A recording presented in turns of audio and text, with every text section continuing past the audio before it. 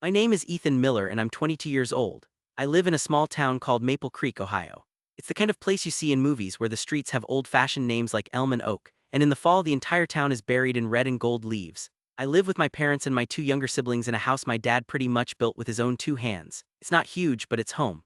My world up until this point was pretty simple. I was taking some online classes for graphic design, saving up money from a part-time job at the local diner, and spending most of my free time either sketching in my notebook or playing fetch in the backyard with our two dogs, Max and Daisy. Max is a big, goofy golden retriever who thinks he's a lap dog, and Daisy is a little terrier mix with more attitude than a dog 10 times her size. They're not just pets, they're part of the family, furry, four-legged members with their own distinct personalities. My life had a comfortable rhythm to it, a peaceful predictability that I took for granted. The biggest problem I usually faced was a creative block on a design project or my sister Chloe borrowing my favorite hoodie without asking. That was my normal. And then Barbara moved in. The house across the narrow, paved pathway from us had been empty for a few months. It was a big, 5-bedroom rental that always seemed a little too grand for our quiet little corner of Maple Creek. We were all curious about who would move in. We got our answer when a beat-up moving truck rumbled down our street one Tuesday. A woman who looked to be in her late 40s with a permanent scowl etched on her face and tired, suspicious eyes started directing a younger man who I assumed was her son. With them was the son's girlfriend, who looked about my age and was very visibly pregnant, and a little girl, maybe 4 or 5 years old, who was clinging to the pregnant girl's hand. This was Barbara and her family. For the first few weeks we barely saw them. We'd wave if we saw them getting their mail, a standard neighborly gesture, but Barbara would just give a curt nod or sometimes ignore us completely. We just figured they were private people and left them to it. Our little world continued its peaceful orbit. The event that shattered that peace was, of all things, a child's birthday party. It was a Sunday afternoon, one of those perfect late spring days where the sun is warm but there's a cool breeze. Barbara's house suddenly came to life. Colorful balloons were tied to the mailbox. We could hear the faint sound of kids laughing and shouting. It seemed nice, a normal family thing. The party seemed to wrap up around 5 in the evening. As their guests started leaving, the usual neighborhood foot traffic began. People in our little estate often used the paved pathway that ran between our houses to walk their dogs. It was like clockwork, and right on schedule as a neighbor walked past with their beagle Max and Daisy, who were in our fenced backyard, did what dogs do. They ran to the fence, their tails wagging, and let out a few excited barks. It lasted maybe 30 seconds before my mom called them back inside. We thought nothing of it. It was a sound as common in our neighborhood as a lawnmower on a Saturday morning. We were wrong. The next evening around 7 there was a sharp, aggressive knock on our front door. My mom, Sarah, answered it, wiping her hands on her apron. On our doorstep stood Barbara, her arms crossed tightly over her chest, her face a mask of indignation. My mom's friendly hello faltered. Barbara didn't waste time with pleasantries. Her voice was low and sharp. She claimed our dogs had been barking all night long, that she hadn't gotten a wink of sleep because of our mutts. We were all stunned into silence. My dad, David, came to the door and we all tried to explain that it couldn't have been our dogs. They sleep in their crates inside our laundry room every single night. They don't make a peep. We pointed out that there were at least a dozen other dogs in the immediate area. It didn't matter. Barbara wasn't there for a discussion. She was there to deliver. And then she dropped the line that sent a chill through our peaceful home. She looked my mom dead in the eye and said, "If I hear them again, I'm calling the pound to come and take them away." And with that she turned on her heel and stomped back across the path to her house. The door slammed behind her, the sound echoing in the quiet evening air. We stood there in the doorway, completely bewildered. My mom was visibly shaken. In all our years in that house, we never had a single complaint about our dogs or about anything for that matter. We were the quiet family, the ones who kept to themselves and always returned a borrowed cup of sugar. This felt like an attack out of nowhere, an accusation so baseless it was hard to even process. But the threat hung in the air. The pound, the thought of our dogs, our family members, being taken away to a cold, sterile cage because of this woman's delusion was terrifying. That night the peace in our house was gone. It was replaced by quiet, simmering anxiety. We decided the best course of action was to just be extra careful. We didn't want any more trouble. We started making a huge effort to keep Max and Daisy from making any noise at all. The moment we heard another dog in the neighborhood bark, we'd rush to our backyard, shushing our own dogs before they could even think about joining in. We started limiting their time outside, which felt cruel to them. They'd stand at the back door, whining softly, looking at us with those big, sad eyes, and it broke our hearts. We were walking on eggshells, trying to appease a woman who seemed to be living in a different reality. We were trying to solve the problem, to de-escalate, to be the reasonable ones, but our attempts to make things better only seemed to make them worse. Our caution was not met with gratitude, it was seen as an admission of guilt. Barbara's behavior escalated from a single bizarre complaint to a campaign of constant, aggressive harassment. Any sound from our property was now a personal offense to her.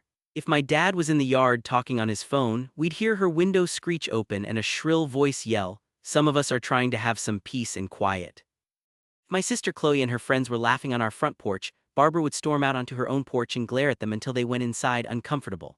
But her primary target was always the dogs. The slightest yip from Daisy or a playful woof from Max would trigger an immediate venomous response. "Shut your dogs up," she would scream over the fence, her voice dripping with rage. Sometimes it was more vulgar, laced with curse words that made my mom hurry us inside.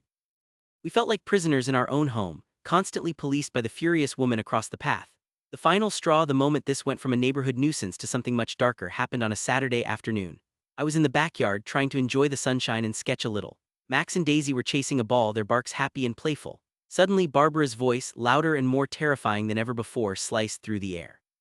"I'm going to come over there and kill those dogs if you don't shut them up." I froze, my pencil dropping from my hand.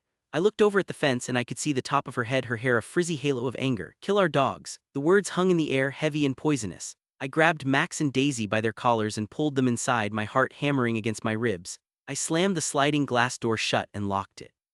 When I told my parents what she'd said, I saw a look on my dad's face I'd never seen before. It was a cold, quiet fury. My mom's eyes filled with tears. This was no longer about noise complaints. This was a direct threat to the safety of our family. That was when I made my big mistake. A few days later, a friend of mine from my diner job sent me a screenshot. It was from a private Maple Creek Moms Facebook group. Barbara had written a long, rambling post, full of lies about her nightmare neighbors.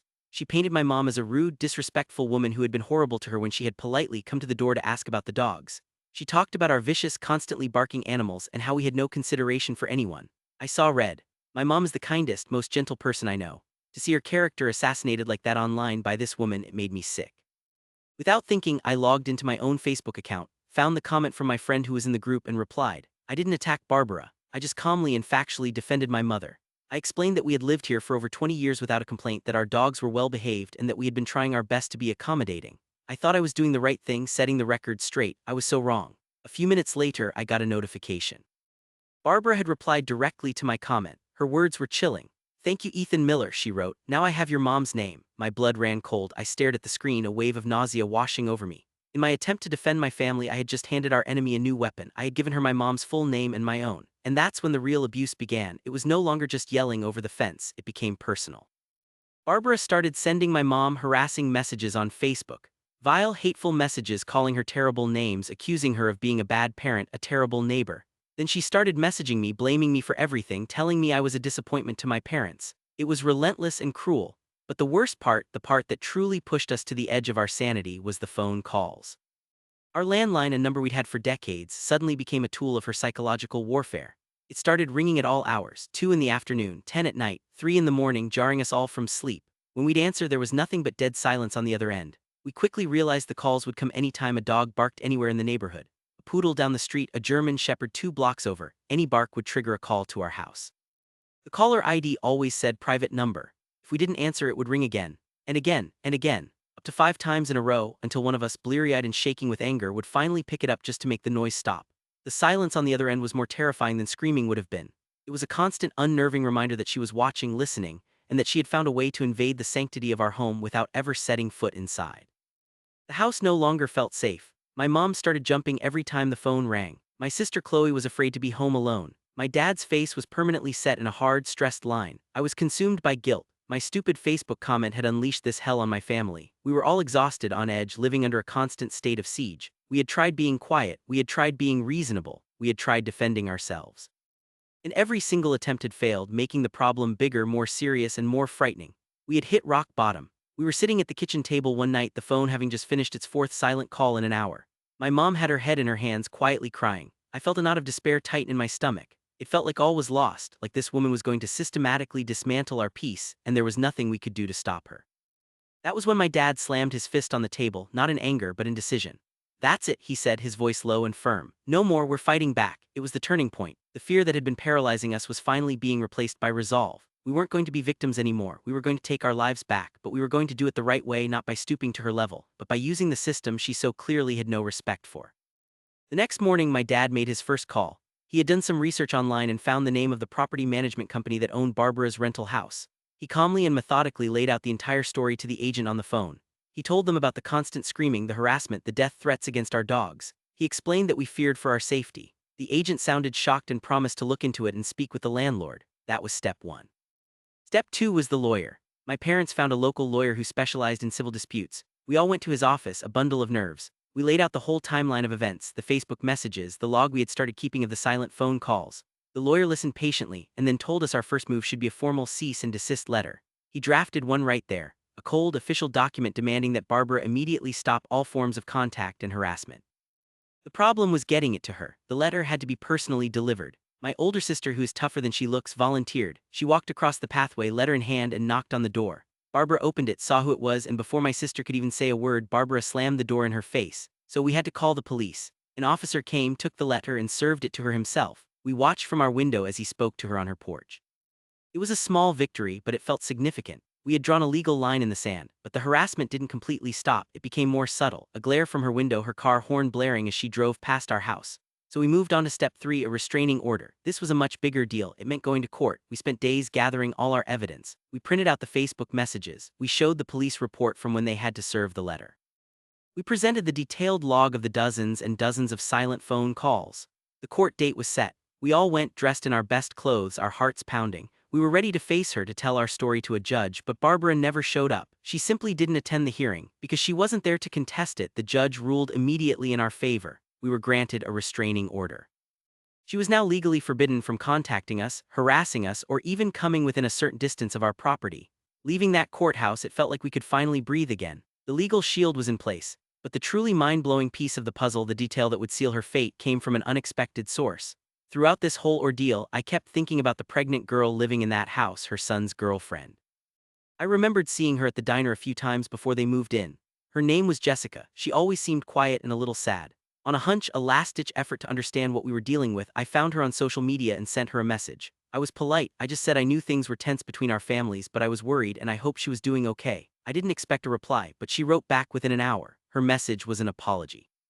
She apologized for Barbara's behavior, saying she was embarrassed and horrified by it all. And then she gave us the confirmation we needed. She told me that yes, Barbara had been the one making the silent calls. She had downloaded a special app on her phone specifically to call from a private number over and over again. Jessica had seen her do it. And then came the most chilling revelation of all. Jessica told me that one day, she saw Barbara's laptop open on the kitchen table.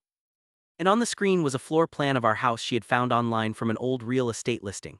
She had been studying the layout of our home. My hands were shaking as I read the message. This wasn't just a crazy neighbor. This was a woman with a dangerous, obsessive fixation on my family. I immediately showed the messages to my parents. My dad's face went pale. That information was the final, devastating piece of evidence. My dad contacted the lawyer and the property management company again and forwarded them everything, including Jessica's confession about the phone app and the floor plan. That was the tipping point for the landlord. A verbally abusive tenant was one thing. A tenant who was actively stalking the neighbors, making death threats, and studying their home's layout was a massive liability they could not ignore. A week later, we saw an eviction notice posted on Barbara's front door. The relief that washed over us was indescribable. It was like a physical weight being lifted off our entire family. We watched a few weeks after that as the moving truck returned. We saw them pack up their things in silence. Barbara didn't look at our house once. As the truck pulled away, turning at the end of our street and disappearing from view, a profound quiet settled over our little corner of Maple Creek. It was the sound of peace returning. The weeks that followed were strange. We had to unlearn our anxiety. We had to teach ourselves that it was okay for the dogs to bark playfully in the yard, that it was okay to laugh on the porch, that the ringing of the phone didn't have to trigger a panic attack. The silent calls stopped immediately, and after a few months it felt like the whole nightmare had happened to someone else. The story has a truly happy ending. The family that moved into Barbara's old house was a young couple with a baby and a ridiculously friendly chocolate lab. They became some of my parents' best friends. Our backyards, once separated by a wall of hostility, now host joint barbecues. Our dogs play together along the fence line. Our little corner of the world is peaceful again, maybe even more so than before because now we truly appreciate it. I learned a lot from that experience. I learned that the world isn't always the safe, predictable place I thought it was. I learned how quickly things can spiral out of control. But most importantly, I learned what my family is made of. We stood together, we supported each other, and we fought back against the darkness with logic, resilience, and the law. We protected our own, and the moral of the story is simple, really. Never ever mess with a family that loves their dogs.